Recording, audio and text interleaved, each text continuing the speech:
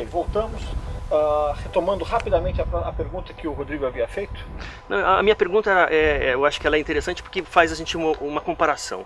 Em comparação aos desenhos que a gente encontra em outros sítios de pinturas rupestres lá do exterior, qual é a comparação que a gente pode fazer com esses daqui? Bom, a gente tem, já é conhecido que existem os sítios arqueológicos de Lascaux, Altamira, na Espanha, né? A gente compara essas pinturas aqui em idade, algumas, né? Mas as de Lascaux e Altamira são bem mais antigas que as daqui, né? E os temas aqui, eles são ligados a essa sociedade, né? Normalmente a caça, os cerimoniais, os partos, os secos, eles estão mais relacionados ao cotidiano dessa sociedade, né? E as pinturas, elas são consideradas não apenas arte rupestre, mas elas têm um cunho de comunicação, porque a gente nota a representatividade desse cotidiano em forma de pintura. Então, provavelmente o homem usava essas pinturas como uma forma para se comunicar também. Ok. Vamos agora para um outro local dentro da Serra da Capivara, que é chamado Toca do Inferno. Isso, lá no desfiladeiro da Capivara. Vamos agora que o tempo urge.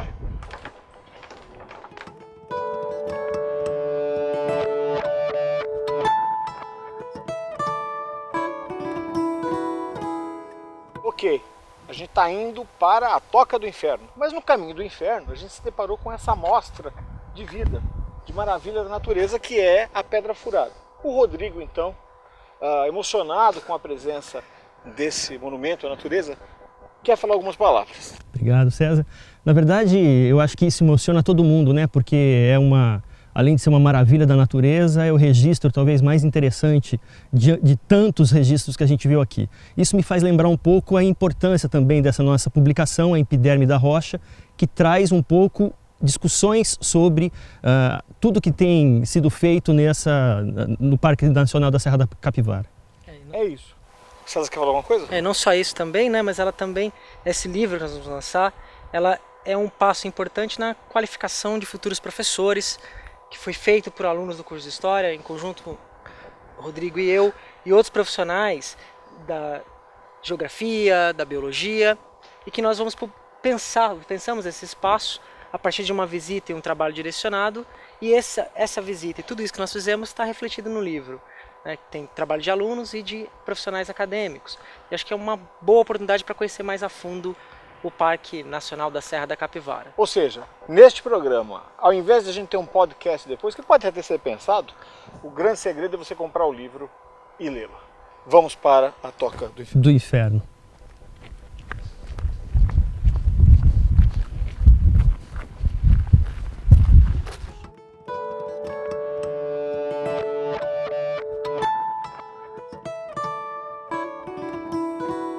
Chegamos na Toca do Inferno, um desfiladeiro aqui que também tem milhões de anos. Tércio, fala sobre o lugar pra gente aqui.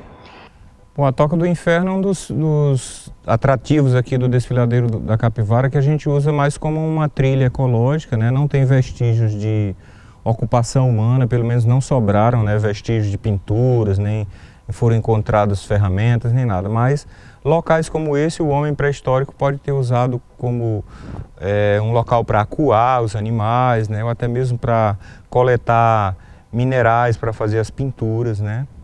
E hoje a gente usa de forma que o visitante ele tem uma ideia de como é que era a floresta aqui antes do clima mudar, né, porque locais aqui como a Toca do Inferno são ilhas de vegetação tropical úmida que se mantiveram, que se conservaram devido às condições do ambiente, né, de ser um ambiente mais úmido, mais fechado. Então, praticamente um oásis aqui. No meio da caatinga arbustiva a gente encontra árvores de 20, 30 metros de altura que estão aqui porque, na verdade, elas se adaptaram a essa mudança climática, né? O César tem uma história para te instigar a contar referente a essa árvore que vocês estão vendo no vídeo.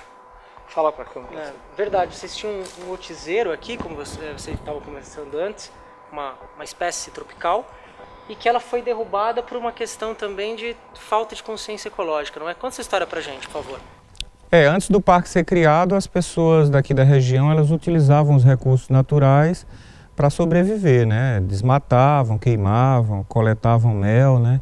E nesse caso aqui, um oitizeiro de uns 30 metros de altura, ele foi cortado por um caçador de mel, que ele fez isso exatamente para obter o mel, né? Ele não tinha a consciência da quantidade de madeira que ele iria deixar para trás, né? Então, depois é que se foi avaliar realmente que ele, cortando a árvore, ele deixou para trás uns R$ 3.500 em madeira, mas o que era interessante para ele no momento era os 10 quilos de mel, né? Então ele saiu com 10 quilos de mel depois de provavelmente ter passado o dia inteiro cortando a árvore, né? E você acha que essa consciência ecológica vem ou veio a partir do quê? Veio a partir da criação do Parque Nacional, dos projetos de conscientização, educação ambiental que as escolas passaram a ter interesse mais em divulgar, em instigar os alunos a conhecer mais, a preservar, né? E, com certeza, a criação do Parque Nacional, ela influenciou, né, na criação dessa consciência de preservação ambiental. Muito bom. Onde é que a gente vai agora? Agora a gente vai até o fundo da Toca do Inferno, onde a gente vai poder coletar lá e ver os óxidos de ferro, que é um dos materiais que foram usados nas pinturas. Vamos embora.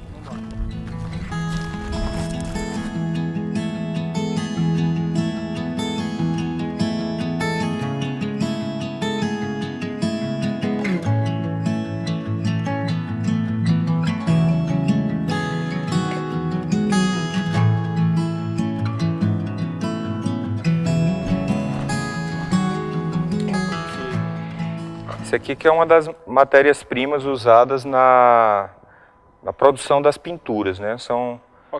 É óxido de ferro. É muito rico em hematita, né? Que é o óxido vermelho. Mas os homens eles descobriram ao longo dos milhares de anos que eles poderiam obter outras cores, né? Como o amarelo, o cinza, o branco, o preto, né? Mas a base é a mesma. A base são óxidos de ferro, né? Que as figuras mais comuns são a base de hematita, que é o que dá o pigmento vermelho. Okay. Mas existem outros minerais que vão produzir outras cores diferentes. Muito bom. A gente infelizmente vai ter que sair daqui. A gente quer pegar um fenômeno na natureza incrível também, que depende da luz do sol. Luz do sol que já está nos faltando aqui dentro, né? Então vamos lá, senão a gente não consegue.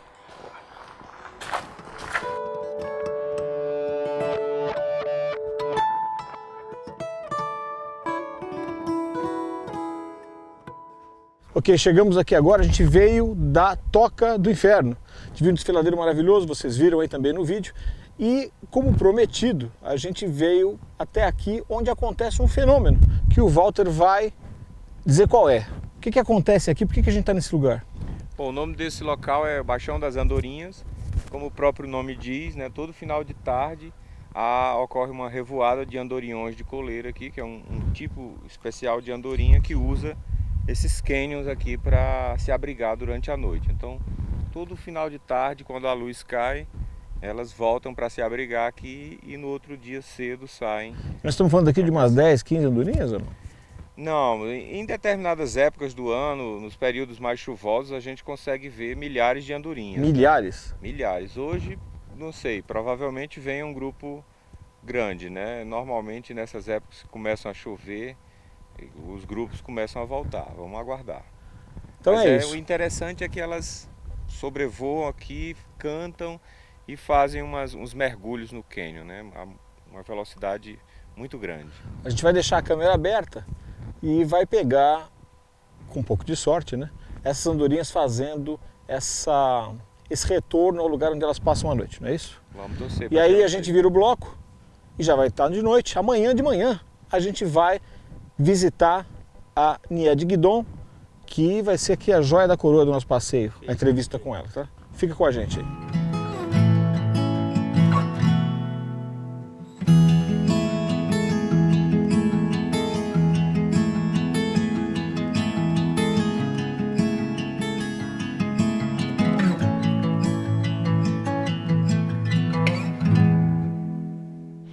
Então, ó, não deu certo, tá? As andorinhas não quiseram fazer verão. E o fato é que elas descem muito poucas, assim, aos poucos, uma velocidade estonteante, que a câmera pouco conseguiu captar. Parece que no verão elas descem de forma mais intensa. Acho que o fenômeno, ou o dito fenômeno, realmente acontece. Agora o som é impressionante, mesmo em roupas, são muito marcantes.